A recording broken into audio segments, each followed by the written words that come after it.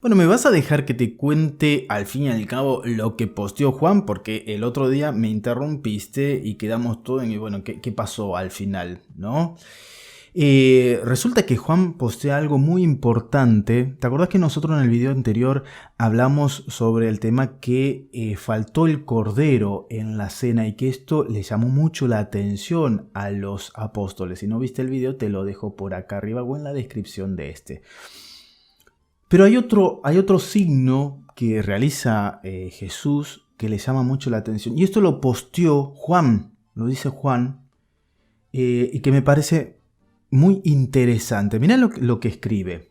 Dice Juan, antes de la fiesta de Pascua, es decir, como dijimos antes, Jesús no celebra el viernes la Pascua como todo el mundo celebraba, sino que celebra un día antes. ¿Por qué? Bueno, ya hicimos un video sobre eso. Sabiendo Jesús que le había llegado la hora de pasar de este mundo al Padre, él, que había amado a los suyos que quedaban en el mundo, los amó hasta el fin. Poético. Juan verdaderamente es poético. Juan verdaderamente es un místico. Solamente alguien así puede escribir en pocas palabras un sentimiento tan grande. Que él, que había amado a los suyos que quedaban en este mundo, los amó hasta el fin. Es decir, hasta lo último. Se entregó por entero. Quien ama hasta el fin, es decir, ama hasta que no dan hasta toda la fuerza, hasta derramar su sangre, verdaderamente. Durante la cena, y acá viene este hecho importante, mira lo que dice, cuando el demonio ya había inspirado a Judas Iscariote, hijo de Simón, el propósito de entregarlo, como siempre dijimos, Juan no lo perdona a Judas y continuamente está diciendo Judas el traidor, Judas esto, pero acá dice el demonio ya había inspirado a Judas, es decir, que la acción que realiza Judas, que va a realizar Judas, que después vamos a ver de qué se trata, es de origen demoníaco, es demoníaco, la traición es demoníaca, eso es lo que nos está queriendo decir Juan, ¿no? La traición es de origen demoníaca. Con esto no se le quita la responsabilidad a Judas. Si uno se va contaminando de a poco para llegar a traicionar al amigo. Hay una reflexión muy importante del Papa Francisco que ha hecho, si ustedes lo buscan en Santa Marta, sobre este tema. Está muy interesante cómo Judas se fue corrompiendo, porque una cosa, como dice el Papa, es ser pecador y otra cosa es ser corrupto. El traidor, el que engaña, el que miente, el que traiciona, es corrupto, no es simplemente pecador. ¿No? Es grave. Por eso es todo lo contrario a lo que vamos a ver más adelante con Pedro. Sabiendo Jesús que el Padre había puesto todo en sus manos y que él había venido de Dios y volvía a Dios, se levantó de la mesa, se sacó el manto, es decir, Jesús obviamente está sentado, imagínense, en la mesa. Esta es la hora del rajast, que ya lo explicamos en el video anterior, cuando todos van a lavarse las manos. Cuando todos van a lavarse las manos, él se levanta de la mesa.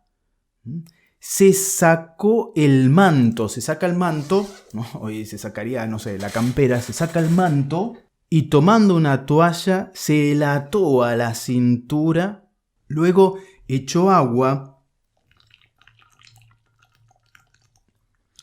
en un recipiente y empezó a lavar los pies a los discípulos.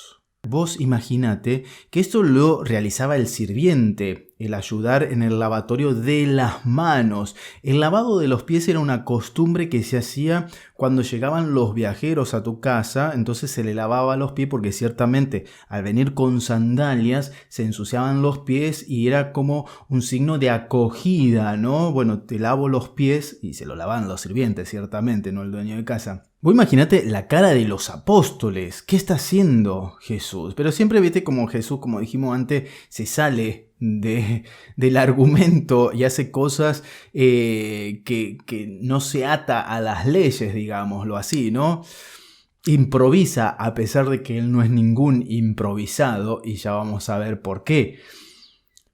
En ese momento el único que salta, como siempre, que me encanta, es Pedro, ciertamente. ¿Por qué? Porque Pedro ve en esa acción de Jesús una humillación de parte del maestro. Es como que una persona muy importante, muy querida tuya, venga y te quiera hacer un favor o te quiera lavar los pies. Viste que hoy en la iglesia la gente se pone contenta si el párroco los elige para el lavatorio de los pies, y hasta nos agrandamos porque el párroco me va a lavar los pies. Bueno, pero no es así, no tendría que ser así, ¿no? Eso es una humillación, digamos, para el que lava y el que es lavado. Es decir, si viene tu maestro, imagínate una persona muy importante para vos y que quiera lavarte los pies. Vos no se lo vas a permitir. Bueno, eso es lo que hace Pedro. Pedro dice, tú, Señor, ¿me vas a lavar los pies a mí? Es decir, tendría que ser yo en lavarte los pies, porque tú eres el Señor, tú eres el Mesías, tú eres mi Rey y Señor. ¿Cómo voy a lavarte? ¿Cómo me vas a lavar vos los pies a mí si yo soy tu servidor? ¿Entiendes? Jesús le responde, no puedes comprender ahora lo que estoy haciendo, porque después lo comprenderás. ¿Por qué Jesús dice esto? Bueno, la respuesta va a estar al final de este episodio.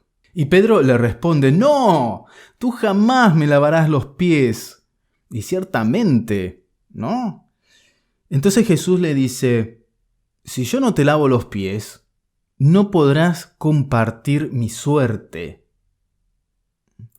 Ahora, esto es increíble porque esa humillación que sentía Pedro o ese deseo es superado por ese amor al Señor. Porque Jesús le dice, si yo no hago esto, vos no vas a poder compartir mi suerte, no vas a poder estar conmigo, no vas a poder seguirme, seguir mi camino. Y Pedro quiere seguirlo al Señor, ama al Señor, él quiere seguir su misma suerte, ¿no? Quiere estar con él. Entonces, ¿qué dice Pedro? Entonces, Señor, le dijo Simón Pedro, no solo los pies, sino también las manos y la cabeza. Siempre está tan exagerado. En ese momento me imagino a Jesús, no, bueno, para. Está bien, te lavo los pies, pero para un poco, porque le dice, Señor, el que se ha bañado no necesita lavarse más que los pies, porque está completamente limpio. Ustedes también están limpios, aunque no todos. Y ahí nuevamente Juan le tiró un palito a Judas, porque el que no estaba limpio, el que estaba corrupto, era Judas. Entonces Pedro es increíble en ese momento y el Señor tiene tanto cariño por él. Dice, no, pará. Calma, que no panda el cúnico. Quédate tranquilo, te lavo los pies y ya con eso es suficiente. Él sabía, dice Juan, quién lo iba a entregar. Por eso había dicho, no todos ustedes están limpios. ¿Verdad?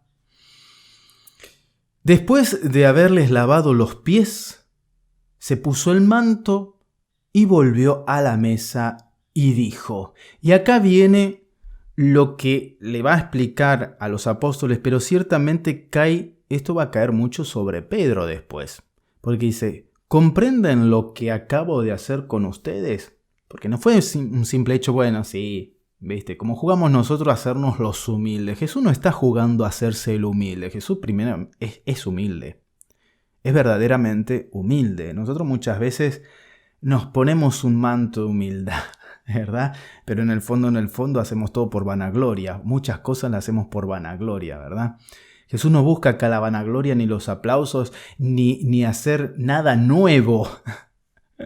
Acá no es cosa de innovar, como hacemos muchas veces en las misas y metemos la pata, ¿no? Ustedes me llaman maestro, dice, y Señor, y tienen razón porque lo soy. Jesús, ¿ves? Esta es una persona humilde que asume quién es. Él no dice, no, ustedes me llaman maestro, no me digan maestro, díganme amigo, hermano. No, yo soy el maestro y Señor, punto. Yo lo soy el maestro y Señor. Y como soy el maestro y Señor, que dice, si yo, que soy el Señor y el maestro, les he lavado los pies, ustedes también deben lavarse los pies unos a otros. Es decir, Jesús enseña con el ejemplo, no solamente de palabras. Y eso es muy importante, ¿no? Claro. Y sí.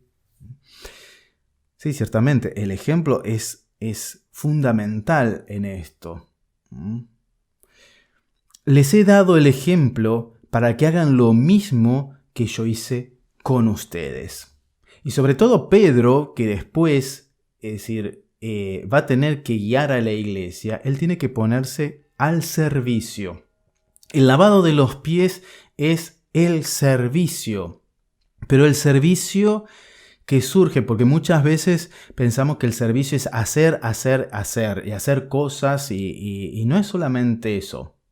El servicio tiene que partir desde la humildad. Si la raíz del servicio no es la humildad, entonces es una búsqueda de vanagloria o de compensaciones afectivas o de lo que sea, o de búsqueda de aplausos, ¿verdad? Que muchas veces suele suceder en nuestras comunidades. ¿Qué pasó después de esto? Porque después se viene la hecatombe. Bueno, esa hecatombe te la voy a recomendar en el próximo video.